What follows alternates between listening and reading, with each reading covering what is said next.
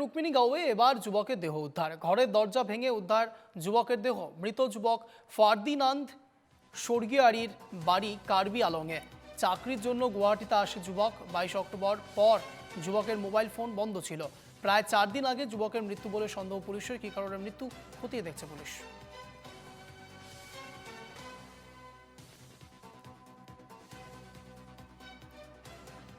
আপনাদের আরও একবার জানিয়ে রাখি, রুক্মিণীগাঁওয়ে এবার যুবকের দেহ উদ্ধার। ঘটনার চাঞ্চল্য এলাকায়।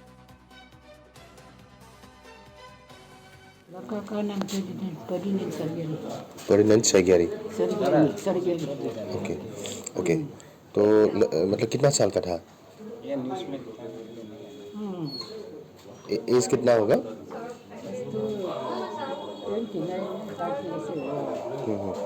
कितने दिनों से यहाँ रह रहा नहीं था? ज़्यादा दिन नहीं हुआ है। उसी दिन हमें भेजा था काम के लिए, काम ढूंढ के इधर ही काम करो।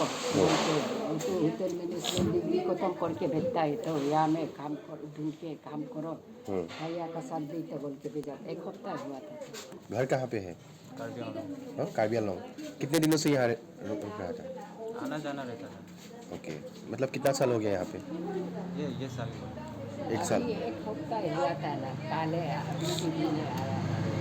वो लड़का क्या करता था? Hotel management. होटल मैनेजमेंट पढ़ रहा था?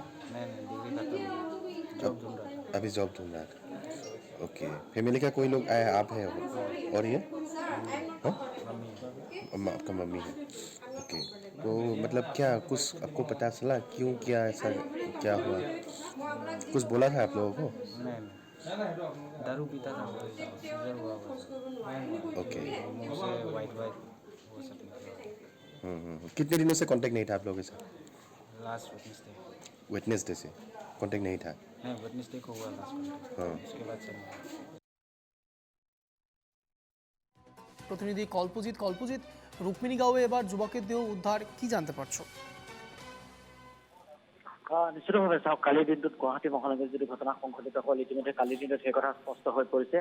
কাৰ্বি আলঙৰ যুৱক, ইতিমধ্যে যুৱকজনৰ নাম ইতিমধ্যে পৰিচয় উদ্ধাৰ হোৱা নাই। তেখেতৰ বয়স 26 বছৰ। তেখেতে এটা ভাড়াঘৰত দীৰ্ঘদিন ধৰি আছিল আৰু ভাড়াঘৰত যিটো ভাড়াঘৰত আছিল, তেখেতে হোটেল মেনেজমেণ্ট অধ্যয়ন কৰি সেই ভাড়াঘৰতে আছিল। আৰু তাৰপাছত কেনেকৈ গোটেই ঘটনাটো সংঘটিত হ'ল এই মুহূৰ্তলৈকে কিন্তু স্পষ্ট হোৱা নাই। তেখেতে আত্মহত্যা কৰিছে নে তেখেতক হত্যা কৰা হৈছে, সেই কথা কিন্তু এতিয়াও সন্দেহৰ আৱৰ্তত আছে। কিন্তু গোটেই ঘটনাটো দিছপুৰ আৰক্ষীয়ে কালি নিশাৰ ভাগতে আহি উপস্থিত হৈছিল আৰু বৰ্তমান সময়ত ফৰেনচিকৰ দল আহি উপস্থিত হৈছে ঘটনাস্থলীত। আৰু ফৰেনচিকৰ দলে গোটেই ঘটনাটো তদন্ত অব্যাহত ৰাখিছে। এটা কথা ক'ব লাগিব, ৰাজধানী গুৱাহাটী মহানগৰীত ইটোৰ পাছত সিটো এনেধৰণৰ আত্মহত্যাৰ ঘটনা সংঘটিত হোৱা দেখা পোৱা গৈছে। আৰু কালিৰ দিনটো যিটো ঘটনা সংঘটিত হ'ল, সেই ঘটনাৰ পাছতেই পুনৰ গুৱাহাটী মহানগৰী কঁপাই গৈছে।